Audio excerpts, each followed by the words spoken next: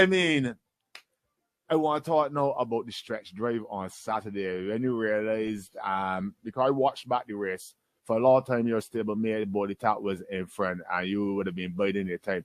Was this on Perkins' instructions? We spoke on the race.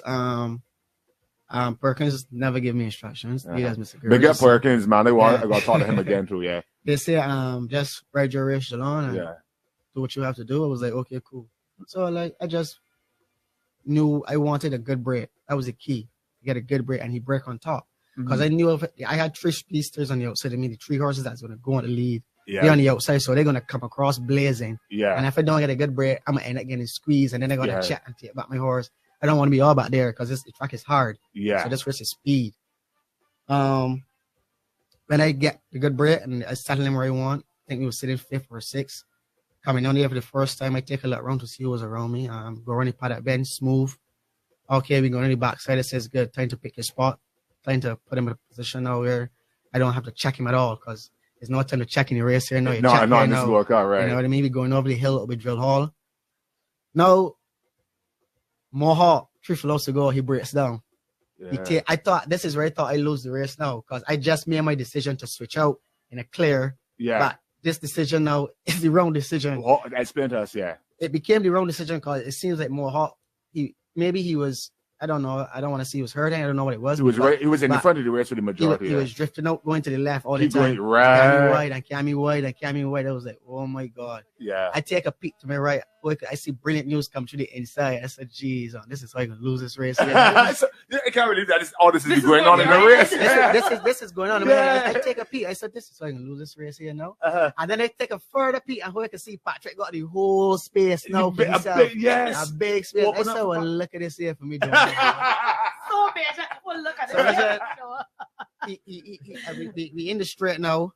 I can hear the crowd blazing. So I know somebody coming. Yeah. I take a you are in the front at the straight now, yeah. I take a glance. It's Patrick right there. Patrick there. My horse, Bridge. My horse still on the right lead. He ain't switch leads there over. So it's a cheese. What happens when a horse switches leads? He gives you a little more. He gets more comfortable, because on the Garrison, we're turning from the 4th along, which is going up the hill, which is the half mile. That's a big turn straight all the way to the straight run. So they're on our right lead all the way to that turn. So they need to get over to that left lead. So the listeners know the lead foot, the foot that the horse straights the ground with first. Right? So imagine that you hop on one leg. So imagine all the way for the last 2 furlongs, which is like 400 meters. You're hopping on one leg, and you hit the straight now. When he says switch the lead, that's when you actually switch the hopping on the other leg. The other leg carries the force then. So that's where you get a little bit more. So when I hit him the first time, he switched. I said, good. Oh. When he switched, I feel the power gear. I felt 5th gear. Yeah. I said, this is it here now. I said, I don't think nobody's going to pass him here now for sure. Yeah. And Tallahatchie Bridge, he was trying. Patrick rode a good race, to be honest. Big up to Patrick. Respect. And Patrick, you can't take it from him. He had a tough day, the races. He had a tough day because in his fast sprint, which he would have won, he should have won that race. Yeah. And I believe the horse Dominus drifted out on him a little bit and caused him to drift out then. Exactly, but things happen. It's racing. We are on animals that have a mind of their own as well. Mm-hmm. That's what I admire most about you guys. But the most important thing for me, once again, and I will always appreciate it, is the fans. You roar the crowd all the way around. I mean, like, that's going to be different already now, the Garrison Savannah. Nowhere else in the world you're going to got fans all the rails. Well, Saratoga. Okay. Saratoga, the fans are that close. I mean, you come back from riding horses, you actually walk through the fans to get back to the drops room. Yeah. But big up to the fans, man. Yeah. Me tell you, them people was roaring. I never hear a roar. I might six go caps like this before. Let me tell you who that roar came from. Do me this one favor, because if you do me this, he will owe me everything for life. That roar came from Terry Mexican Arthur. Terry, big up yourself, he Terry. and Uncle Mike Barker were there. You gotta shut up, Terry and Uncle Mike for me. Terry always messaged me on Facebook, sending me photos and stuff. Terry. Always. Yes, Terry, big up yourself, Terry. So not to be rude, but I gotta duck out because I have a little business on the other end. Yeah. We will not leave today without a photo, sir. I need a photo finish with Jalon Samuels. You saw what I did there. Anyhow, y'all enjoy this show here. Yeah. Not everybody has it. Only Salt. I'm gonna hold Jalon for another 9 minutes or so. If they could get no problem. Yeah, man. No problem. Thanks again, so much, by the way, for coming in this morning. I appreciate this. We're talking a bit about when it's still going back to the race. You are over for long. Are you going into the home stretch? You are very wide. Man, I really thought I had lost that race right there. I mean, after having a perfect trip, but also I must say to Rash again as well. Rash came back and said, buddy, I'm very sorry. It wasn't me. It was the horse was just getting out. I said, man, I understand that because I could see that you weren't doing anything. Like it's not like he was done and riding and I was coming out. Right. He was trying to actually keep the horse in. And the horse, you know what I mean? But the horse was just keep drifting. It was a possibility he was just really tired too. You know what I mean? Right. This race is not an easy race, and they were rolling up front. They were, They were rolling up front. I was like, wow. They were rolling up front. I was like, wow. But when they turned in there, man, and and he switched that lead, he gave me that extra kick. I was like, all right, but I knew someone was there when they take that peep. Was Patrick gaining on you, or? Yeah, his horse was coming. Yeah, that's the honest truth. But my horse just wasn't giving it in. On passing the finish line, you let one almighty roar. Man, I mean, you would think that after 5 Gold Cups, it started to get accustomed. Nah, boy, you don't get accustomed to this at all. This one felt like it almost felt like it was the sweetest of all for you. You know what? I think this one was really, really special because we didn't have it in 2 years. Right. Big up to Sandy Lane for keeping the sponsor again and being dominant to Barbados Turf Club. The Turf Club did a great job as well, putting on the show. And having it under the lights was a gem. Yeah. What do you think of that change? That was the greatest idea thing. I don't know who came up with that idea, but yeah. What makes it better under the lights for you? Because they have the drones now. Right. So when you see it from above, it looked like the real Golden Palace. Yes. It looked like the Golden Palace. So the spectacle is improved under the lights. Definitely. Definitely. And thanks to David Seal for this idea. Yeah. You know what I mean? Like, it's a lot of. So that made it special for sure. Oh yeah. Under the lights, it gave people time. It's not hot no more. You know, people always. I remember from young, my aunt Aisha, she was actually messaging you the whole time to get through this morning. Right. It was her. Okay. So you get to my auntie Aisha, but she used to work at Big B. And I know how things go for the Gold Cup. Everybody just take a little $1 or $2 and go and buy new shoes, new pants, new shirts, don't matter what. Yeah. There's one time of the year people just come out dressed. I was telling Alex that on Saturday. So for people to come in the nighttime now and they're real cool, you know what I mean? And the atmosphere it was perfect. Yeah. Under the lights was perfect. For you personally though, crossing the line the first one after COVID and second in a row now, having won the last one on Night Prowler. What made it special for you? Because I haven't been back to Barbados since only last year, September. It has been like 2.5 years before I returned home. Having Patrick came out, Rico came out, Rocco came out, Rare was there, Carter was there. Like Sandy, and then y'all were also ready with Sean Levy.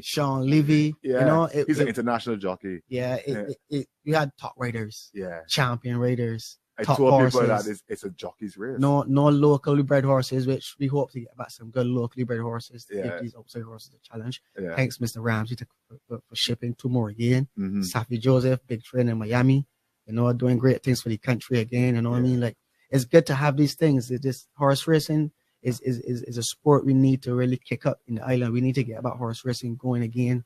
I feel like we are on the way there. In order to have it every week, have to have more horses.